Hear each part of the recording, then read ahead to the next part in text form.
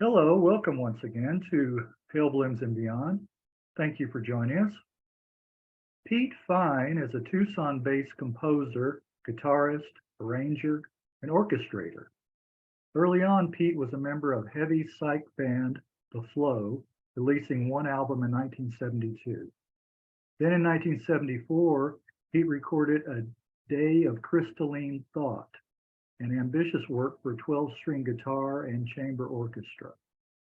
Originally limited to 100 copies, with rare status and cumulative interest, German label Shadocks re-released the album many years later.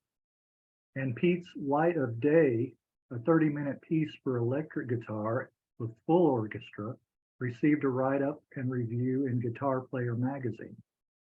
Pete has continued to perform backed by various orchestras and arrangements, as well as playing with Beyond Words, a high-energy fusion ensemble.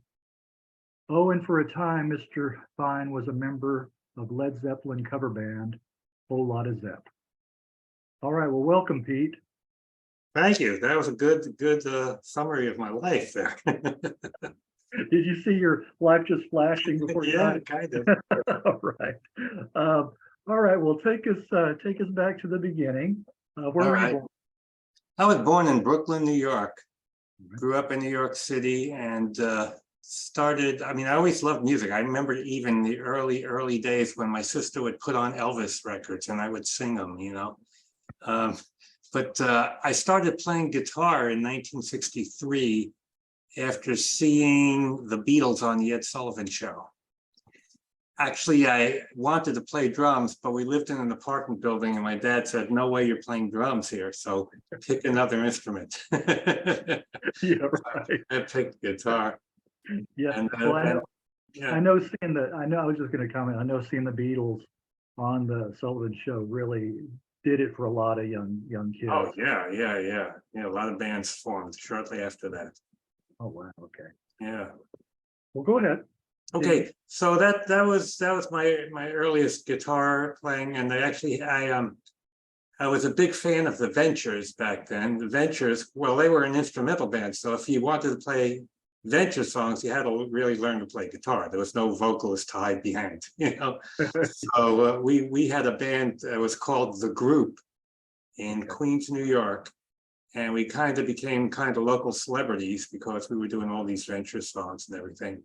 And then we eventually added a vocalist, and that was called the Magic Shop. That didn't last too long, but then we were doing covers like Yardbirds and things like that, a lot of early British rock and some Doors. So those were my earliest bands back then. Okay, were you self-taught on guitar? No, actually, I took guitar lessons for about 3 years. Okay.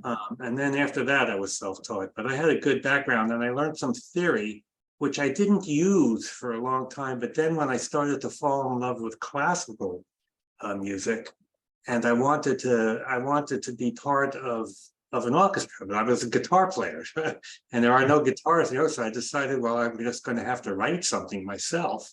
And then a lot of the theory got to be used. So I started writing pieces for guitar and strings, and eventually that turned into some of the music that was on the Day of Crystaline Thought album, which was probably 1972 to 74. I started really writing for guitar and orchestra. I would take the subway to Lincoln Center. And at that time, you could go to the library there and you could take out scores.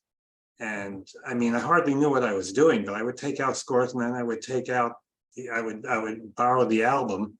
And so I would get like a Beethoven symphony and I'd look at the score and kind of see what was going on there. And that's how I taught myself to write for orchestra.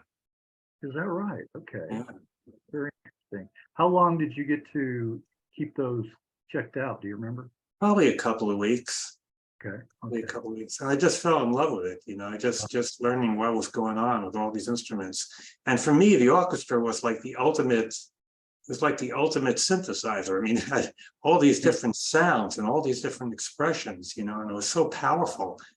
It was just powerful emotional music, which fit right into the type of stuff I like playing with the flow. Powerful and very emotional, I guess you could call it. Okay, well, get us up to speed on the flow. How did Okay. the flow get together? All right.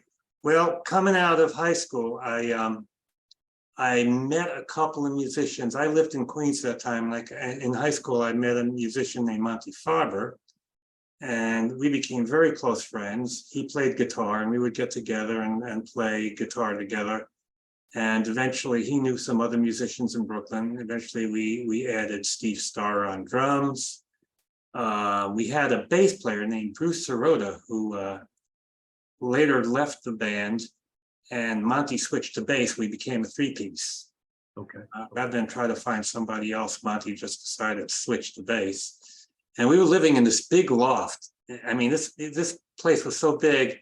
I think it used to be a machine shop before the landlord converted it to a living space. You could play frisbee in this place. It was so big, and we had it divided up into our own sections. You know, 3 musicians, 3 hippies, and we would jam every now and then, and that's how the flow came into being. Originally, it wasn't called the Flow. Originally, the name of the band, you could tell this was hippie days, was Drunken Dog, and we played at a few colleges in New York and a few places, and it eventually became the Flow.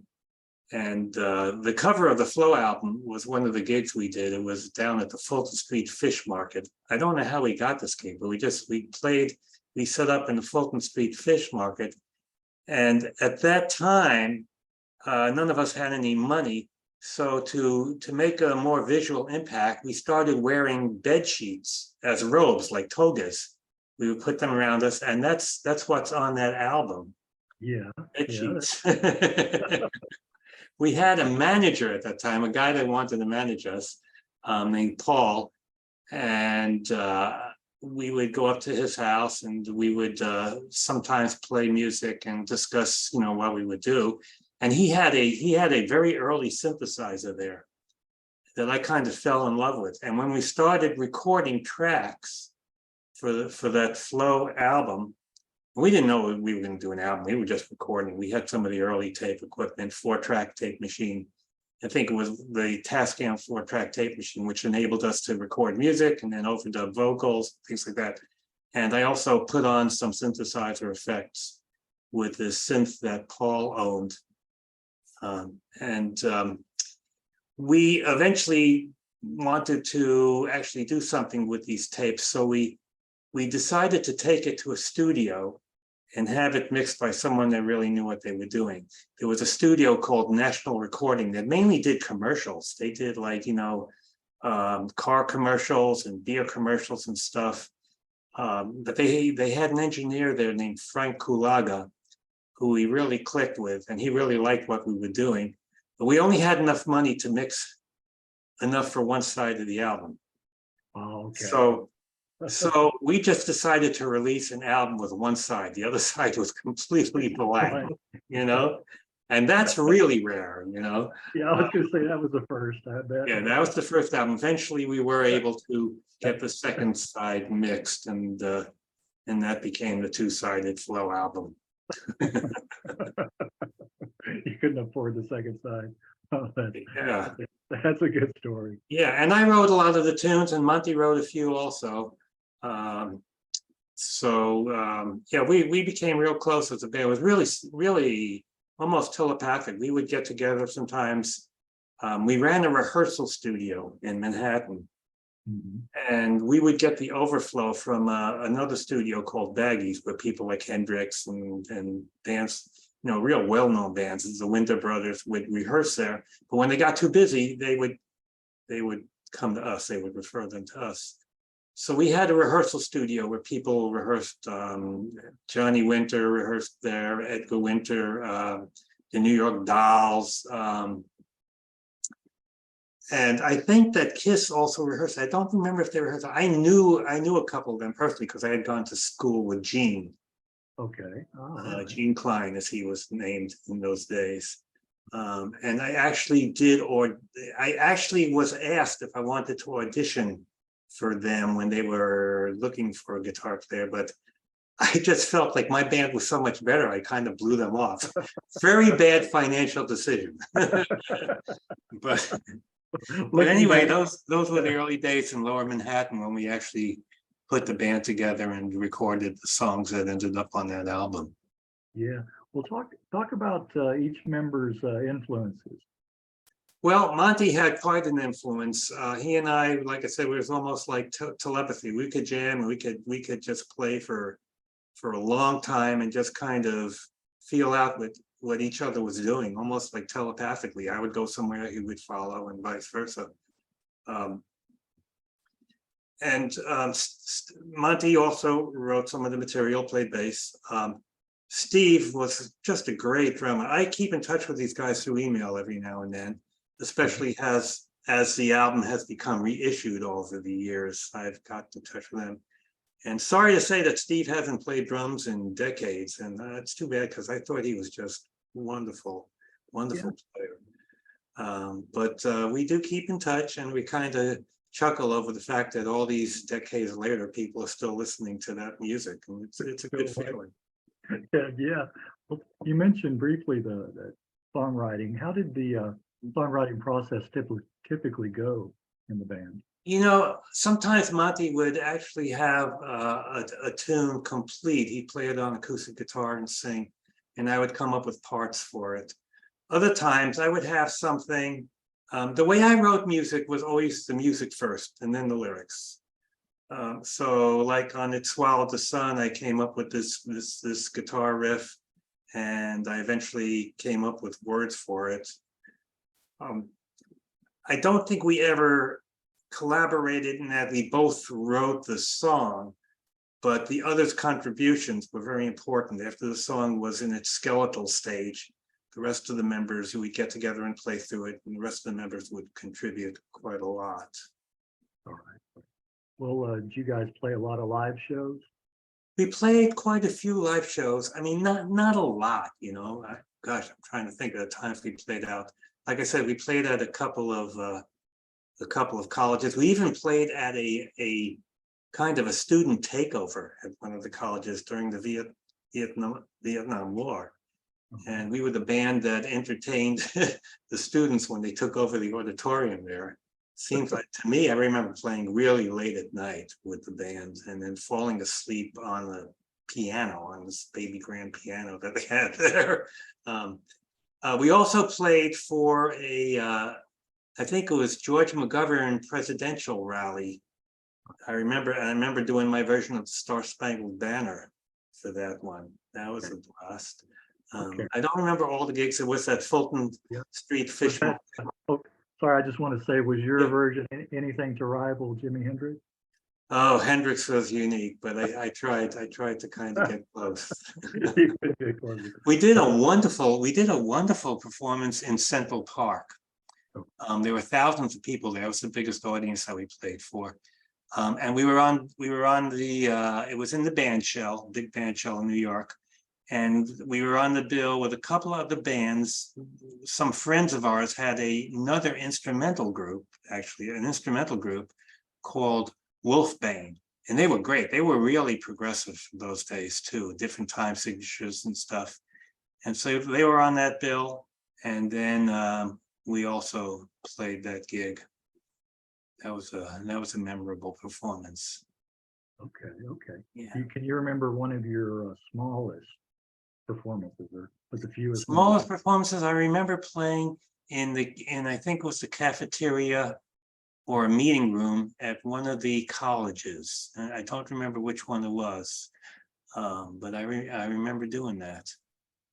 Yeah, it's hard to remember all the different gigs. You know, I don't think we played more than 9 or 10 really as the flow and did the recordings. You know, I think that was it. But we remained together for a few years for sure. Well, you guys did record the one album, The Flow's Greatest Hits. Mm-hmm. So you guys decided to do things backwards, right? Do the best stuff first. Yeah, you could look at it that way. Yeah. We thought it was hilarious. We would sit around stoned and come up with names for stuff. And we thought that that was just a hilarious name for an album from Yeah. an unknown band.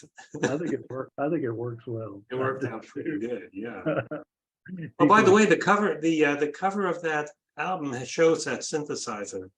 I'm looking at a copy that I have here. Yeah, that's the synthesizer that I made all the weird sounds with on that album. Okay, all right. You don't remember what brand, what?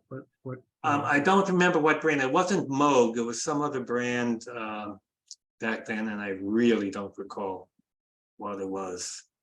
All right. We'll talk a little bit about the recording of the album. Was this the first time that you were in an actual recording studio? Yeah, the actual tracks were not done in the recording studio. The actual tracks were mainly done, I believe, in the loft, the big loft that we lived in. We also had that rehearsal studio, which was close to where we lived. And we kind of paid the rent on that rehearsal studio with the clients we had that used it to rehearse. And we, of course, got to use it to play. So we could play, any time of the day and night there. And I think that some of the tracks, especially maybe the vocals, were overdubbed there.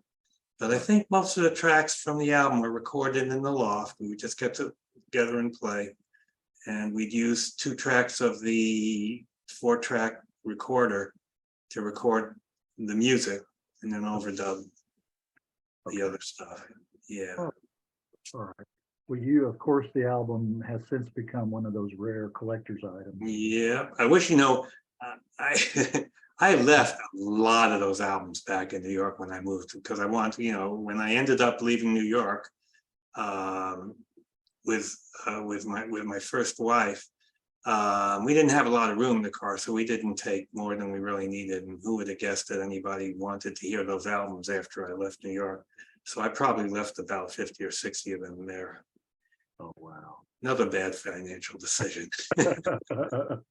Yeah. Homes for rats. Yeah. Yeah. Well, why did the band splinter? Well, I think the main reason the band splintered was because I started getting into a lot of the symphonic writing, and that became a big interest for me. And then also, my first wife inherited just enough money for us to basically buy a car and get out of town, get out of Dodge. And I had never been really out in New York City for very far. And I wanted to see what the rest of the country looked like. So we planned to go out to the West Coast. We never made it quite out there because we hit Tucson on a very strong monsoon evening. You couldn't even see 10 feet in front of you as you were driving. We got off the highway. And to make a very long story short, we ended up in Tucson, which is where I live now. But the toughest part about living in New York was leaving my bandmates. That was a tough thing for me. But it was time to move on, in the formative years there, early 20s. I wanted to see what else was out there. Yeah. Well, speaking of leaving New York, do you miss the snow at all? No, it's nice to see, but I don't want to live or work in the snow. I mean, it was nice getting out to where it wasn't there. Of course, before I left New York, with some of the money that my wife inherited, she paid for me to record some of my own music, which is what led to the second album, On the Day of Crystaline Thought. There was a studio there called Sound Exchange Studios. It was owned by a fellow named Richard Factor, who later, he was kind of an inventor, an electronics inventor. He had all these gadgets around the studio that were like way ahead of their time. He eventually started a company called Eventide, which made some very well-known effects, delays and pitch shifters and all these other things. So I got to play around with a lot of that stuff in the studio. I also put an ad, I think, in the Village Voice back then, looking for musicians, because I didn't know any classical musicians, even though I was getting into classical music. And I found a woman that lived in Harlem who who put together the little chamber orchestra. We had a few strings, I think 3 or 4 string players, a flute, French horn, and then one of my friends who was in Wolfbane played timpani. So we put together a little chamber orchestra, and I wrote a suite for a 12-string guitar. Monty had given me a 12-string guitar, a left-handed 12-string guitar. And it was like a little piano. It was so full, I called it my 12-string piano. And I started writing for that and various combinations of instruments. And that's how Crystaline thought came about. Talk a little bit about what influences and experiences that you were taking in that led you to wanting to create this more of a symphonic sound. Well, when FM radio started, I had grown up in a family where my parents sometimes would listen to classical music, the real popular things, Nutcracker and stuff like that. And they had some Broadway plays and stuff like that that were orchestrated. So in my very earliest childhood, I had some influence of that. But then one day when I was a teenager, I think I was probably about 16 or 17, I turned on one of the early FM stations in New York, which was a classical music station. And I heard a piece of music that just blew my mind, the power and the energy in it. It was the 8th Symphony of Anton Bruckner, who was an Austrian composer. And I fell in love with this piece of music. And then I decided I got to start listening to more classical music. So I would get out some of the Beethoven stuff, some of the Tchaikovsky stuff. And one thing led to another. And like I said, I decided since I was playing guitar that I would have to write something so I could get to play with some of these instruments. Okay, all right. Yeah. So you had that early on, that kind of love for that kind of, the symphonic. Yeah, I did. Yeah. Although when I first started playing guitar, the furthest thing from my mind was that I was ever going to, start writing for orchestra and get to play with orchestra. Since then, I've actually performed with an orchestra a number of times. Right, right. Yeah. Well, at the time of the release, it didn't make a real big splash. Right. That's for sure. So how many years later did you start hearing about the interest in reissuing the album? Well, Thomas Hartlager, German fellow who released the first reissue of both those albums, I don't know how he tracked me down back then. That must have been, I'm trying to think when the release was made. Was it in the 90s? It might have been in the 90s or the late 80s. I'm not sure. But anyway, he tracked me down. I was working at a music store here in Tucson. Somehow he tracked me down and offered me a deal to reissue those albums. And that's the first time that I had any idea that people were listening to those albums. I heard that they were becoming kind of collector's items, the originals. He asked me if I had any. I think I did track down a couple that I was able to sell to him of the original, but that was it. Yeah. Did you begin getting any kind of emails or fans writing you or contacting you, that kind of thing? No, I didn't. But when I started to Google things, when the internet started happening, I could see there were people out there talking about it. Yeah. I find that fascinating too. It is fascinating. It's amazing, really. Yeah. Because I've done so much music since then, and to find out that stuff I did when I was in my 20s was that popular it was an eye opener. Right.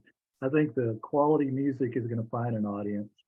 Eventually, it may take decades, but sure. And I still, when I listen to those old albums, I still say, hey, there's some good stuff on there. There was some pretty good stuff from back then, especially. Yeah, there you go. Yeah. Timeless. Well, so you did move to Tucson in '74. Mm-hmm. Right.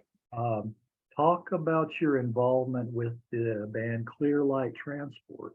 Would become North Star. Yeah. Right. Another musician that became a close friend of mine's name is Mark Wolf. I met him at the music store that I was working at. And we talked for a while, and he was a songwriter, great songwriter. He just would pour out these songs. He played guitar also. And he wanted, or had, he kind of had a band together. They needed a lead guitarist. So I got together with them and we just clicked. Yeah, it was called Clear Light Transport. It was kind of a progressive band back then. We had a female bass player, female flute player, and a female vocalist. So it was 3 guys, 3 women, which is kind of unusual for back then. We played gigs.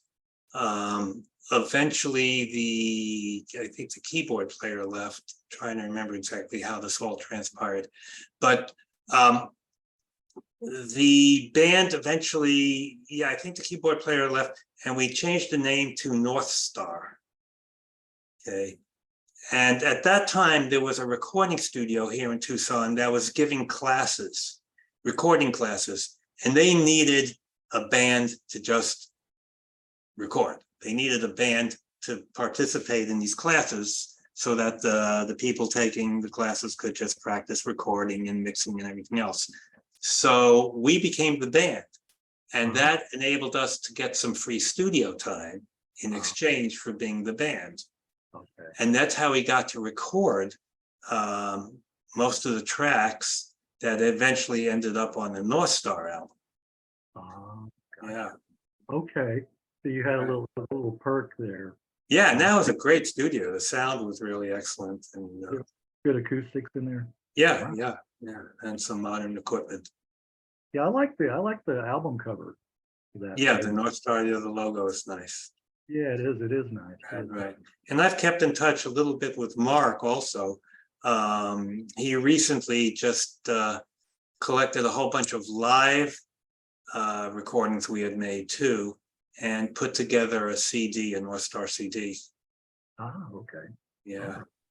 Yeah. So I helped them kind of remaster a lot of that stuff, add a little bit of ambience and stuff to some very dry recordings. Okay. All right. All right. Would he agree they were dry and that needed your touch, right? Yeah, they needed actually just a little reverb. And I mean, they were literally dry, you know, they just to make them sound, the live recordings make them sound more live, you know, like bigger space. Right. Gotcha. All right. Well, moving forward a little bit, how did you form Beyond Words? Oh, Beyond Words. This is a great story. When I started to get into MIDI recording and, you know, being able to record some of my own tracks at home, I put together a CD of my fusion music, guitar music, and I did all the parts myself, just using MIDI and using samples and stuff like that. Then I realized I'd really like to be able to play the stuff out. So I better find some musicians to do this. So I found some musicians, and it was a 4-piece. It was guitar, keyboards, bass, and drums. The drummer was studying to be a doctor, and he eventually moved to go to graduate school, I guess, or whatever it was called. And I needed a drummer. My son, who at those days was in his 20s, was playing with a drummer named Brian Gunning, fantastic drummer. And I asked him if he would like to, you know, to join the band. And he had already been given some tapes of my music from my son. And he basically knew a lot of the stuff already just from listening to the tapes, you know, or the CD, I guess, that I put together. And so that was the first version of Beyond Words. And we did play out a bunch of times. We did eventually record a CD of that band, you know, without my MIDI tracks, with real people playing. The keyboard player was named Paul Felinsky, great keyboard. This guy could play everything. He could play keyboards, he could play drums, he could play guitar, bass, but he played keyboards in this band. And then the bass player's name was Rick Moklin. And this is interesting because Rick later was the one who had the idea of putting Lotta Zep together. But then he had some health problems and couldn't actually be in the band. But if it wasn't for him, I never would have gotten the Led Zeppelin tribute band together. So anyway, that was the first version of Beyond Words, and it's had a couple of versions since then. The most recent, I still get together and we get together and play just for fun. We did some gigs, but Martin Tiernan, great drummer, and Cat Ripley, bass player, and Andrew Hannon, keyboard player. We've gotten together and continued to just play for fun. And if anything comes up where we can do a gig somewhere, a benefit or something, I guess we will.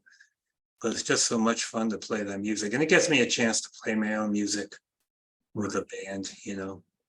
Right. Well, that's good that you're still active with that. Oh yeah, I try to stay active, and I definitely play a lot of guitar. I try to keep my chops up. Your jobs. Yeah. Well, you took a real interest in studying the music of India, Northern India. Yes, I did. Even playing on sitar. Yeah, for some years, and this would have been in the mid-90s, I played more sitar than guitar. And I studied with a couple of teachers here in Tucson and a real master sitarist, Shujat Khan in Pasadena. I went out there for a week and studied with him. And that was great. It really expanded my knowledge of music, because Indian music is melody and rhythm. There's no harmony. So it increased my knowledge of rhythm, of rhythms and time signatures. And it made me think very melodically, which I think was good for me as well. That was a great experience. And at the same time, I was still playing little guitar. And then of course, whole Lotta Zep came along. And I continued to write for orchestra. And of course, as technology advanced, you could get some great sounding orchestral sounds, sample libraries.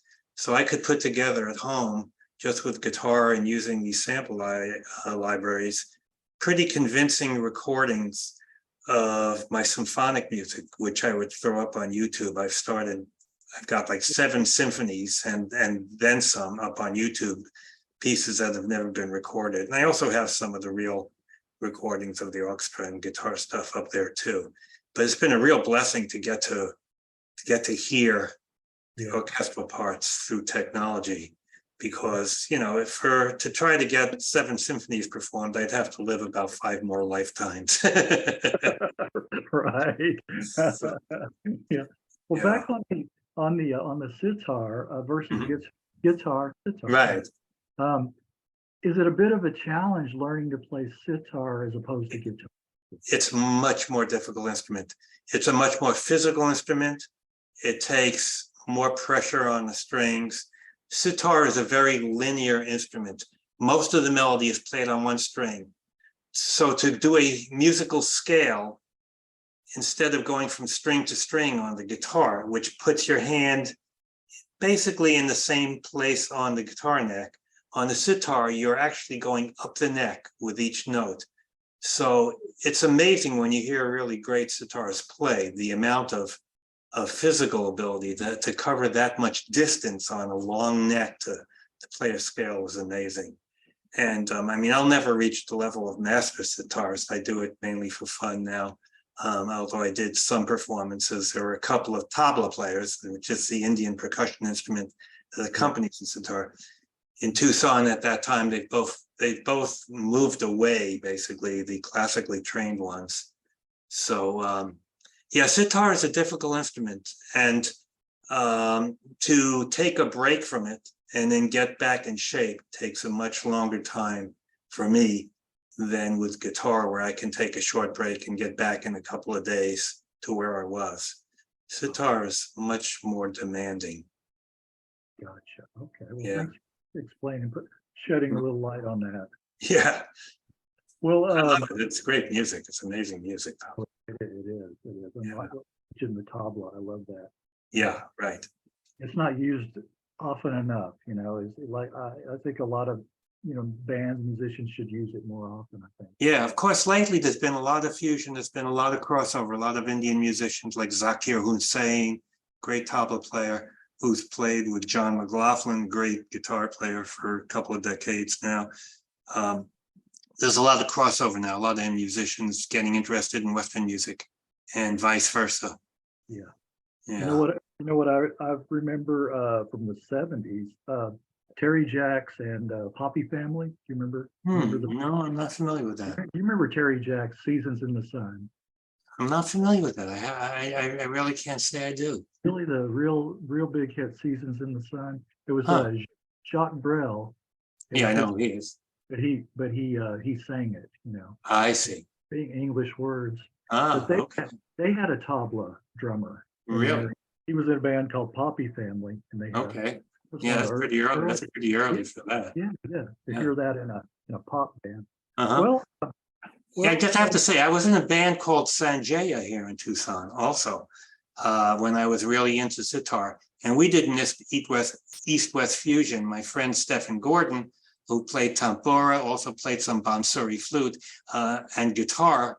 And we had a tabla player, and it was a trio which combined Indian music and kind of Western pop rock stuff.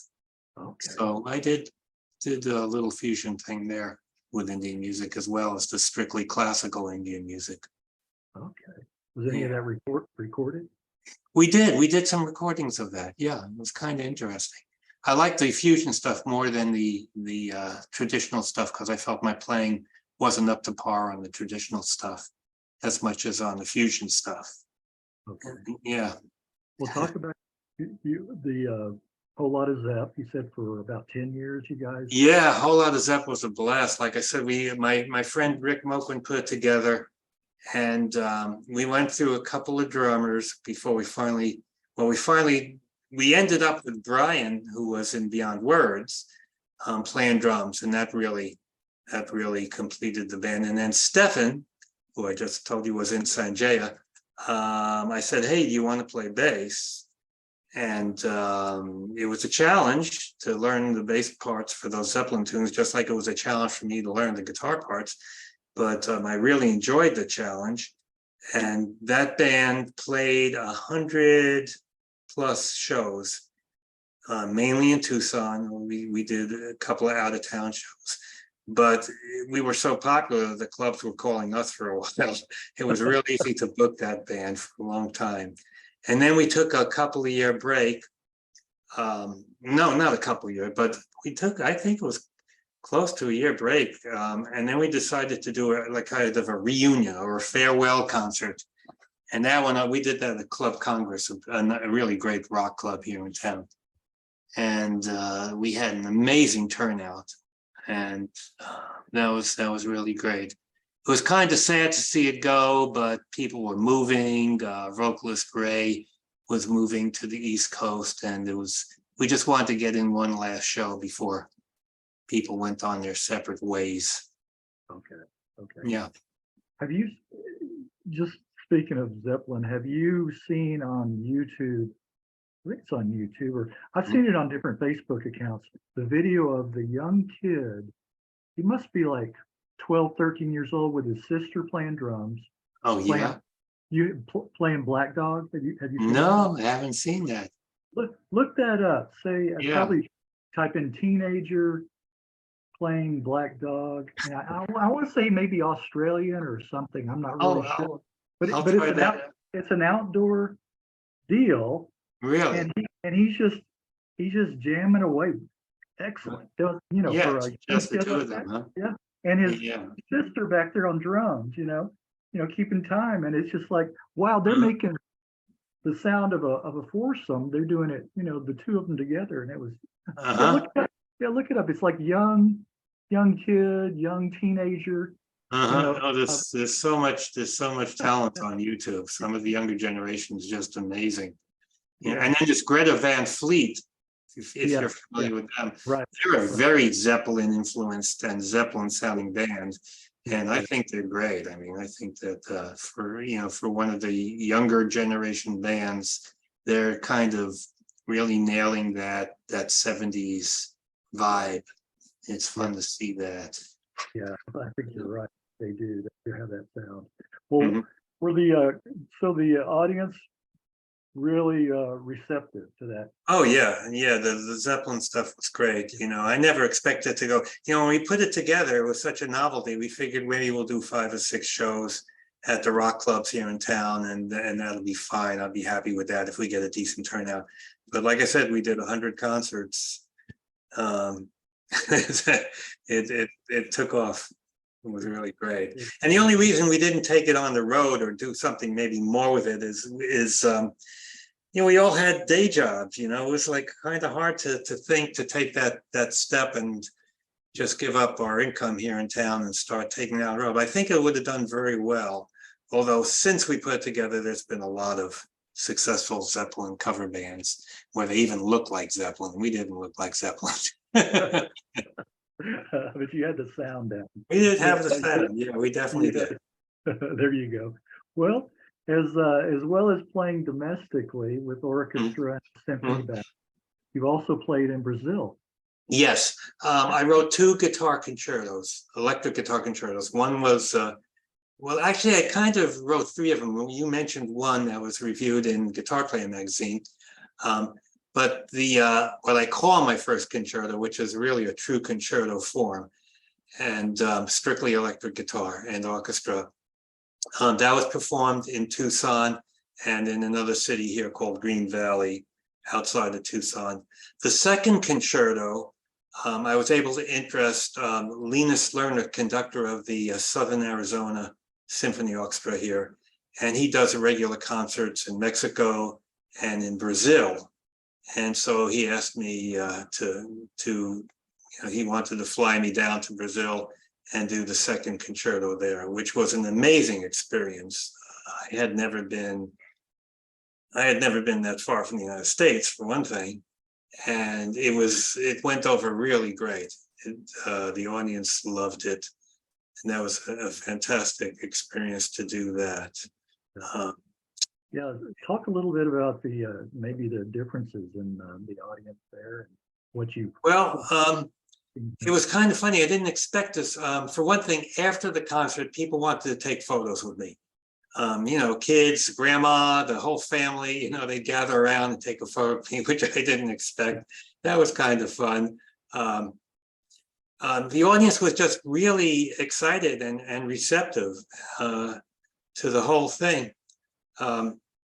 Also, this is a very interesting little story. Side note, orchestras down there tune to a different tuning standard. Here we have what we call A440, 440 cycles a second, which our note A is tuned to in the United States. Down there, they were tuned a little bit flatter to 438. I didn't know this. So when we first got together to rehearse the concerto, I couldn't figure out why I kept feeling like I was out of tune, because I had tuned up with an electronic tuner. I knew I was in perfect tune, but it just didn't sound right. It was just slightly off. And then I finally figured out that the orchestra down there tunes to a different tuning standard. So I had to adjust my tuner, my electronic tuner, so that I would match them. That's interesting. Yeah, it's like traveling abroad and then taking your hair dryer and it won't plug in. Yeah, right. or whatever. Yeah, I've taken some overseas trips, and my wife and I have had to bring the right adapters with us. The adapters, exactly. Well, have you played any other countries besides Brazil? No, Brazil's the only other country that I've actually performed in. Okay. I would love to perform in another country like Vienna, where all the classical composers that I love were born, but hasn't happened yet. I tried. I wrote to different conductors and stuff, but just hasn't happened. You never know. You never know. It better happens. I'm getting older. Well, what orchestras have you played with? Okay, I played my first symphonic works that were performed here in Tucson were performed by a group called Orchestrae that did that Light of Day concert. They were a semi-professional orchestra conducted by Mark Narins. And then there was another,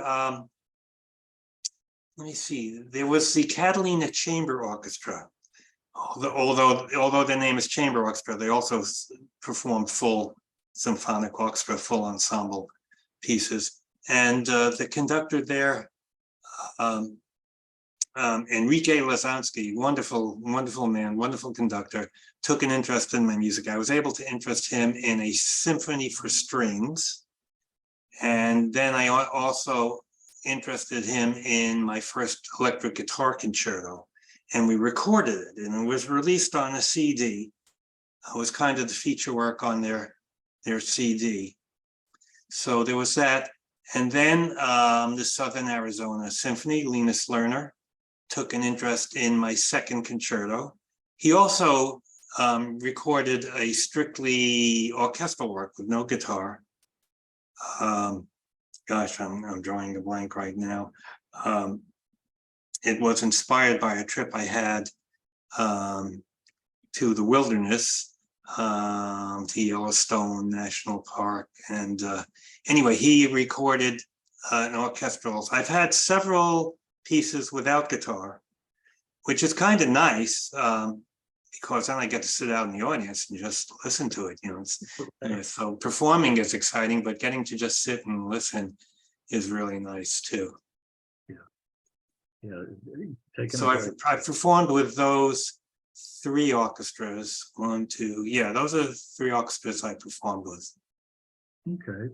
Well, recount any special performance memories that are special for you. Yeah, they are special. Yeah.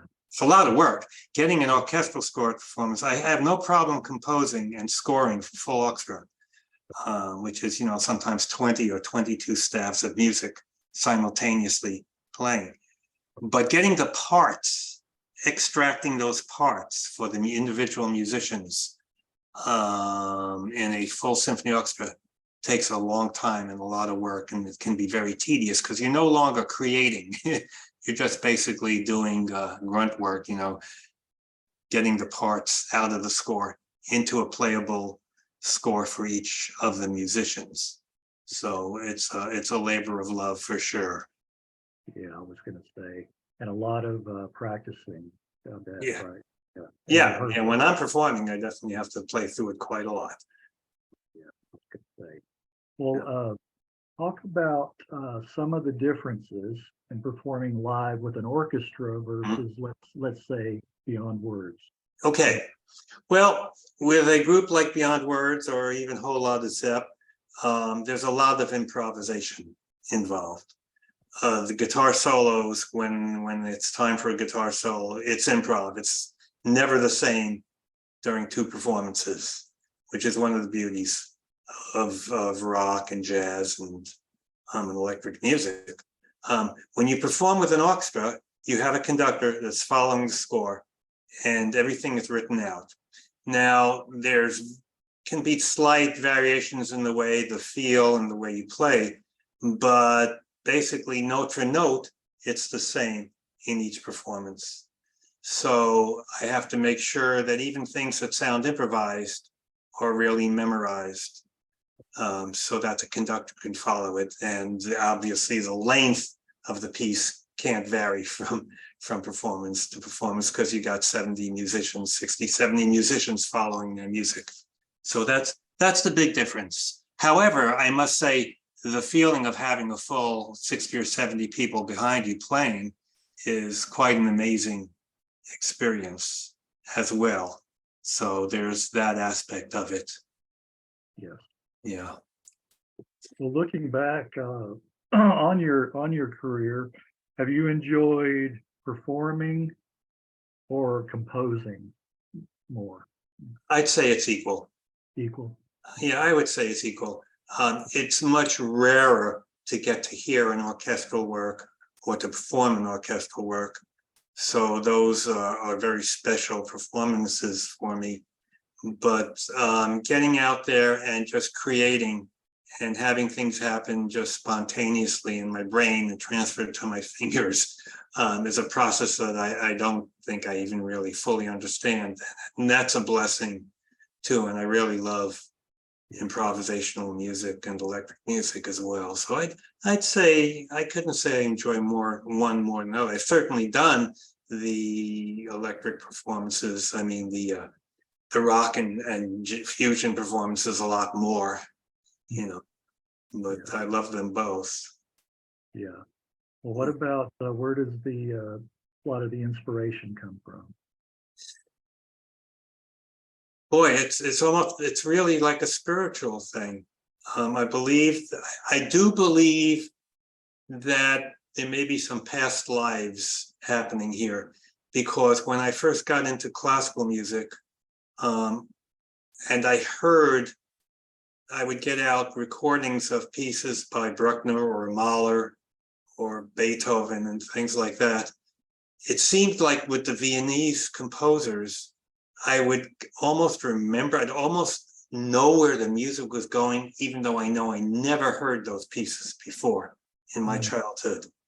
So I believe that there's something going on that I don't quite understand, but I believe could be past lives. For me, it's a spiritual thing. It's the music just comes out of nowhere, you know.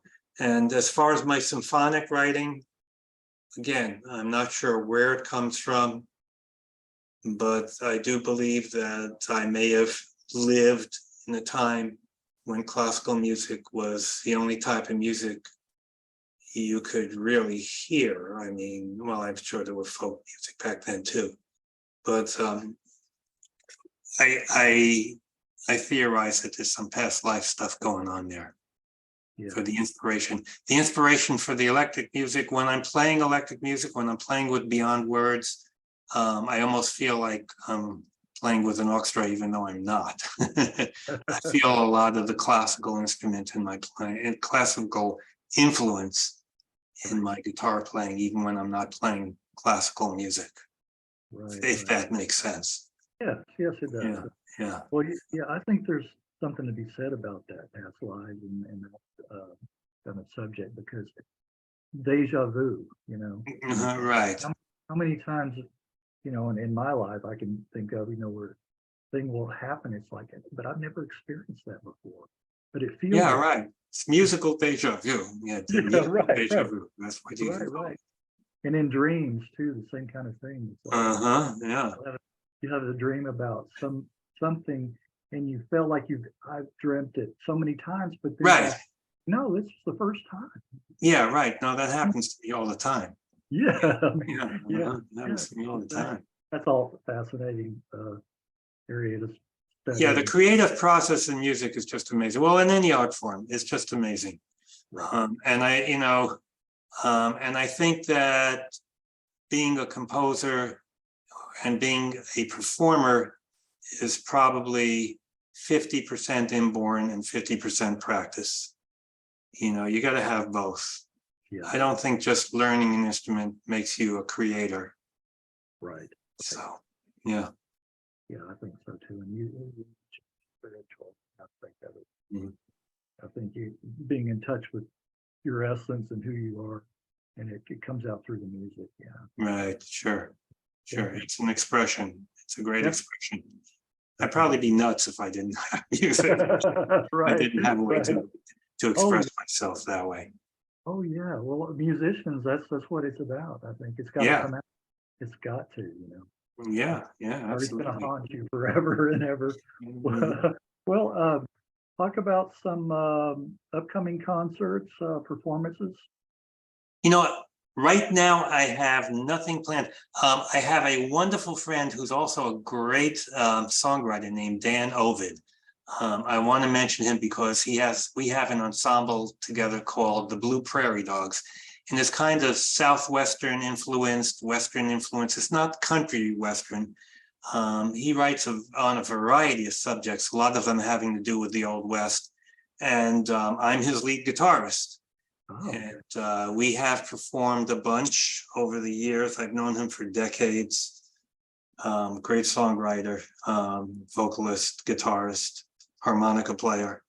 And so right now I've been putting a lot of time into that. That seems to be something that's very easy to do, get together and play. I play both acoustic guitar at times with him and electric guitar.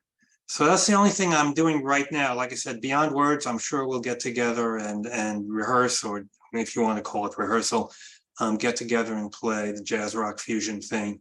And maybe something will come up in one of the clubs or a benefit where we can play out. I don't know. Who knows what the future brings there. I continue to try to interest orchestras. There's an orchestra, and actually, there's an orchestra here in town called the Tucson Pops, and I didn't remember them before because my brain was going all over. But I performed my first concerto with them also here in one of the large parks, Reed Park. And they have a new conductor now, and they may, I'm hoping that this September I'll get to do a very short piece. They have an opening possibly for a short piece. It's about a 5-minute guitar and orchestra piece that I call Etude for guitar. And so I'm hoping, keep my fingers crossed that that'll come through. I'm supposed to touch base with him very soon, the conductor. Oh, okay. That would be fun. It's a neat piece. I put it up on YouTube as just a guitar kind of a fusion-y type thing called Etude in A. It's up on YouTube. And I expanded it. It was only 2 minutes long. I put it up on YouTube. And then when the conductor got in touch with me, or when I got in touch with him, I expanded it out to a 5-minute full orchestra piece. So I'm hoping to do that. That would be a lot of fun. It's a fun tune to play. It was a challenging tune to play, and I kind of wrote it for myself as a challenge. And now it'd be fun to perform with the orchestra.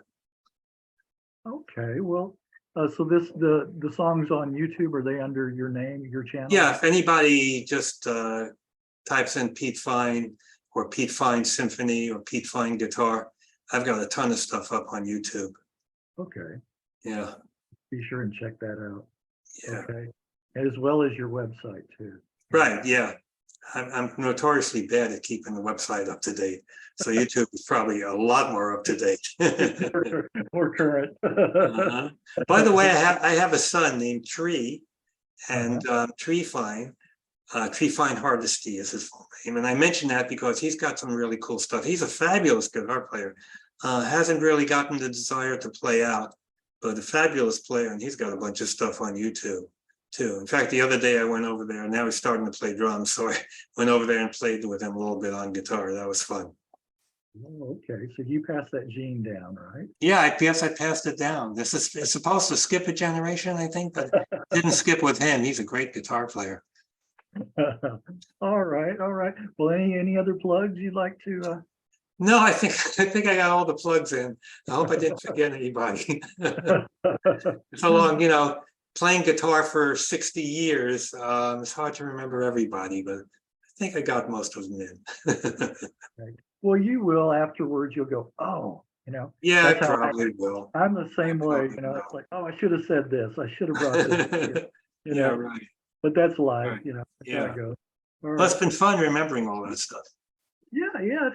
For me too. It's always rewarding to me to talk to you guys and Yeah. Well, thanks for contacting me. It was a blast hearing from you. Oh yeah. You're very welcome. You're very welcome, Pete.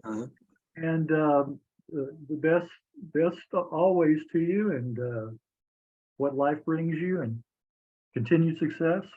Thank you. And press on, right? Okay. Thanks, Greg. All right, and we will be in touch. I will let you know once I get this edited. It usually takes me about a week or so. Okay. Yeah. Let me know. That'd be fun to watch. And then I'll shoot you the link and everything. Okay. I'll turn a bunch of people onto it. Hey, there you go. That's what it's absolutely. Yeah. about. All right. Okay. All right, Pete. All right. Take care. Have a good rest of the evening. Okay. Thank you. You too.